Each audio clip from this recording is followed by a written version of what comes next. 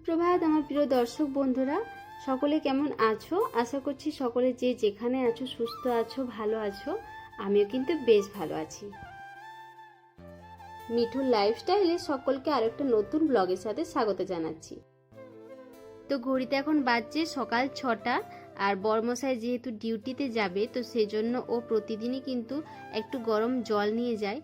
আর যেহেতু এখন খেয়ে যাবে, একটু হালকা গরম জলও কিন্তু একটু খেয়ে যাবে। তো সেই জন্য দেখো আমি গ্লাসে ঢাকাও দিয়ে দিয়েছি, যেহেতু ফ্রেশ হচ্ছে, ডিউটি বেরিয়ে যাবে। মেয়ে কিন্তু আজকে অনেক সকাল সকাল উঠে পড়েছে। তো মেয়েকে আমি ব্রাশ করিয়ে দিয়েছি, হালকা একটু গরম জলও খাইয়ে দিয়েছি। তো এখন আমি খাওয়াবো, সকালবেলায় প্রতিদিনই আমি খাওয়াই ছাতু। ছাতুটা কিন্তু আমি দুধ দিয়েই গুলি, আর কখনো কখনো কিন্তু গরম জল দিয়েও গুলি। কিন্তু এখন আমি বেশ কয়েকদিন হলো কিন্তু দুধ দিয়েই গুলছি, কেননা এই সারাদিনে বেশ একটা দুধ খাওয়ানো হচ্ছে না। তো সেই জন্য কিন্তু দুধ দিয়ে ছাতুটা গুলছি। আর কখনো কখনো যদি সারাদিনে বেশি পরিমাণে দুধ খেয়ে থাকে, তারপরের দিনে কিন্তু আমি জল দিয়েই গুলে থাকি। তো আজকে দেখো আমি কিন্তু দুধ দিয়েই গুলেছি। মেয়ে যেহেতু প্রতিদিন সকালবেলা ওর বাবার ডিউটি যাওয়ার পরে কিন্তু ওকে আমি খাওয়াই, তো সেই জন্য আজকেও কিন্তু বেশ বায়না করছিল যে বাইরে বসে বসে খাবো বা বাইরে দাঁড়িয়ে দাঁড়িয়ে খাবো। কিন্তু আজকে ভাবলাম যে একটু ভিতরে বসিয়ে আমি অভ্যাসটা করাই। কোলে নিয়ে খাওয়াতে কিন্তু বেশ কষ্ট হয়, তো সেই জন্য ভাবলাম যে চেয়ারে বসিয়ে বসিয়ে খাবার খাওয়াবো। আর দেখো কিন্তু এর আগের ভিডিও তোমরা যদি আবার কেউ দেখে থাকো, আমার মেয়েকে কিন্তু আমি চেয়ারে বসিয়েই খাওয়াতাম।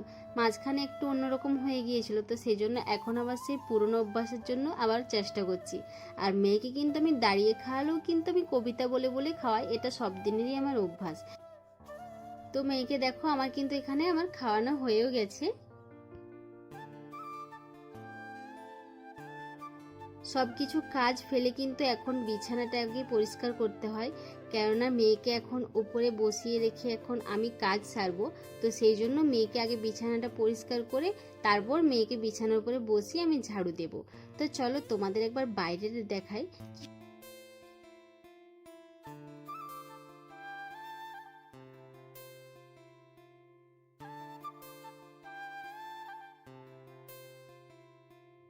সকালবেলাতে ঘুম থেকে যখন উঠে আমি দরজা খুলি, তখন মনে হয় যে আজকে হয়তো বৃষ্টি পড়বে। কিন্তু দেখো প্রতিদিনের মতো কিন্তু সকালবেলা একটু পর কিন্তু এত পরিমাণে রোদ দেয় না, বাইরে বেরোনো যায় না। তো দেখো আমার গাছে কিন্তু আজকে প্রচুর ফুল ফুটেছে, আর অপরাজিতা কিন্তু বেশ ভালোই ফুটছে এখন। আর এখনো পর্যন্ত আমার স্থলপদ্ম ফুলও প্রায় মাঝে মধ্যে ফুটে যাচ্ছে। তো যাই হোক, এখন স্থলপদ্ম সিজন না হলেও কিন্তু একটা দুটো করে মাঝে মধ্যে বেশ ফুল ফুটেই থাকছে। আর এখানে দেখো আমার অপরাজিতা ফুলও বেশ অনেকগুলোই ফুটেছে। তো চলো আমি ফুলগুলো তুলে নিই আগে।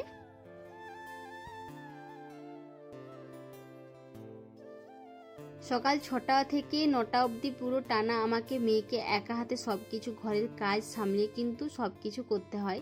তো দেখো এখন কিন্তু আমার মোটামুটি কাজ সারা হয়ে গেছে, এখন আমি চা খাবো। তো চা আমার হয়ে গেছে।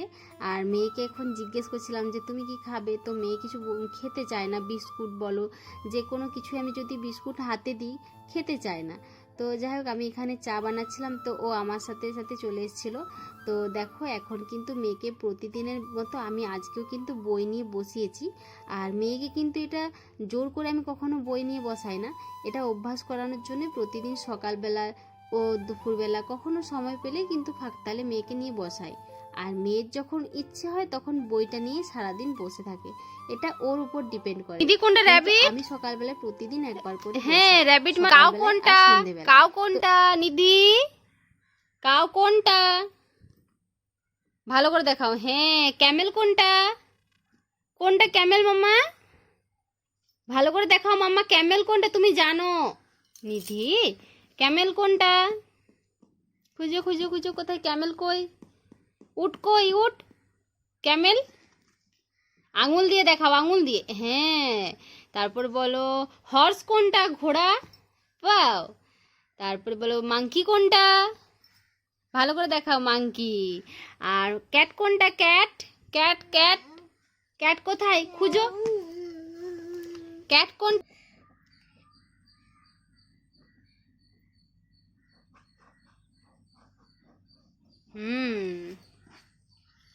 খুব সুন্দর হয়েছে। আয় করো। মাথায় নয়, মাথায় নয়, এই তো, হ্যাঁ, গুড গুড, খুব সুন্দর হয়েছে। হ্যাঁ, এই তো, কি সুন্দর হয়েছে।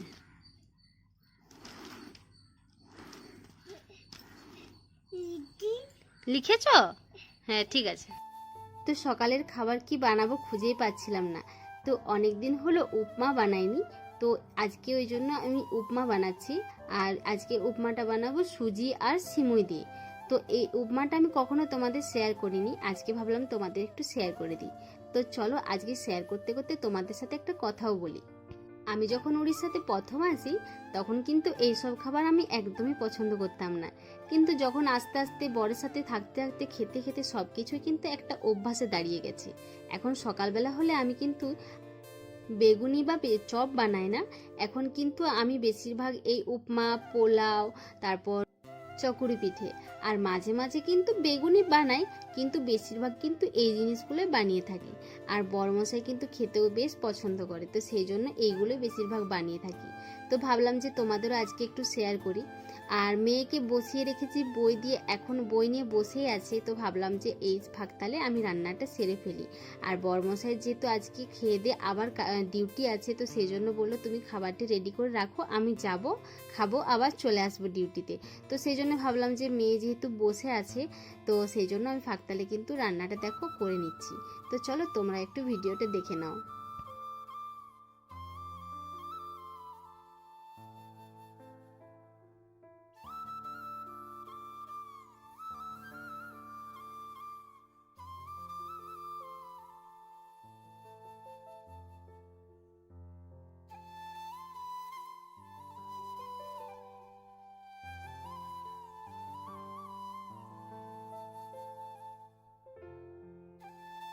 তো দেখো আমার কিন্তু উপমাটা প্রায় ভাজা হয়ে গেছে, হালকা হালকা জল দিয়ে কিন্তু এরপর নাড়তে থাকবো, তাহলে আমার উপমা কিন্তু রেডি হয়ে যাবে।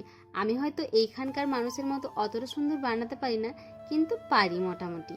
তো চলো আজকের মতো ব্লগটা এইটুকুই রাখছি। আর আমার ভিডিও যদি নতুন কেউ দেখে থাকো তো অবশ্যই চ্যানেলটাকে সাবস্ক্রাইব করে দাও। আজকের মতো চলো বাই বাই, দেখা হচ্ছে একটা নতুন ফ্রেশ ব্লগের সাথে। টাটা।